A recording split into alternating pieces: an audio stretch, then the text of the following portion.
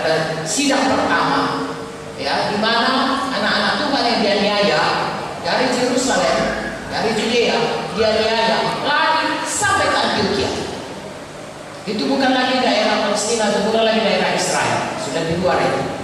Lalu dia sampai di sana, mereka itu memberitakan Injil, banyak orang Yunani yang selamat, ya, juga orang Yahudi. Lalu mereka semua diajari, ya, diajari firman Tuhan. Anak-anak Tuhan memanggil, kemudian Paulus datang dan Silas di situ mengajari. Setahun diajari. Lalu dikatakan di situ, maka mereka disitulah pertama kali orang-orang yang percaya Yesus disebut namanya Kristen. Mengapa? Kristen artinya Kristus, Kristus kecil. Orang-orang hidupnya seperti Tuhan Yesus, seperti Kristus. Kenapa? Hidupnya berubah. Mereka adalah orang yang mengasihi. Mereka adalah orang yang betul-betul percaya kuasa Tuhan. Mereka orang-orang yang kudus, tidak mau ikut dalam dosa.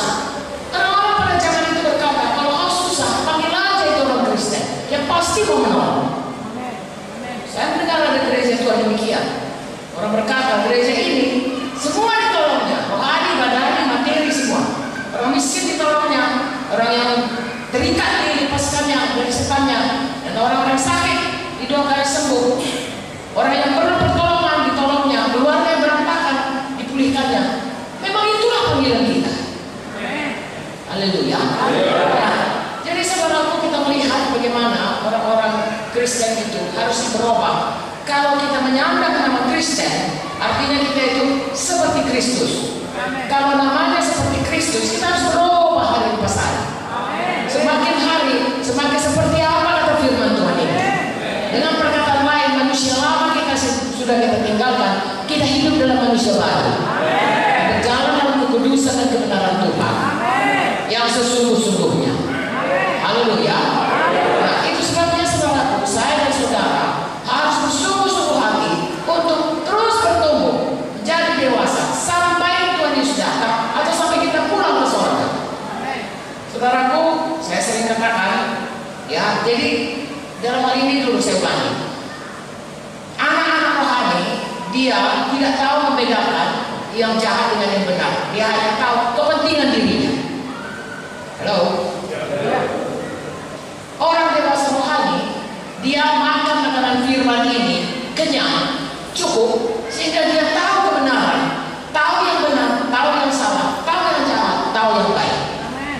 Dengan demikian dia tidak mudah tertipu. Bahkan dia diberkati Tuhan dan memberkati orang, dan bisa mengerjakan maksud Tuhan dalam hidupnya.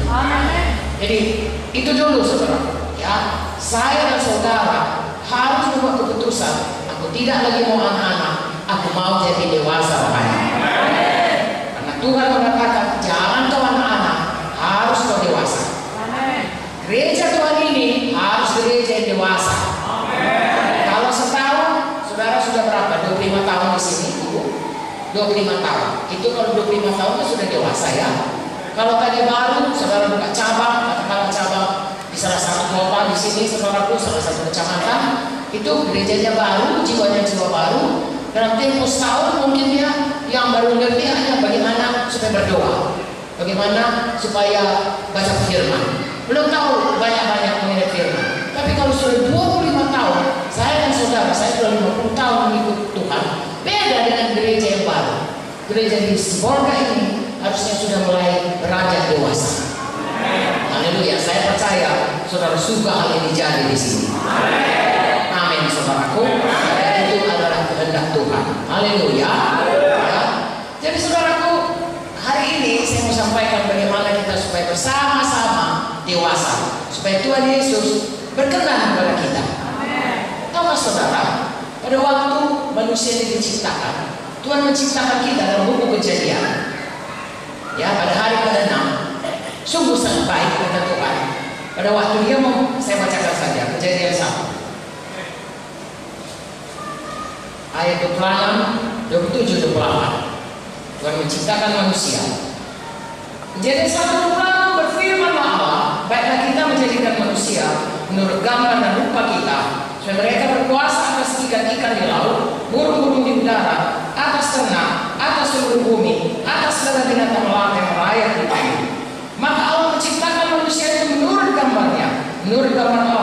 menciptakannya Dia. Laki-laki dan perempuan diciptakannya mereka.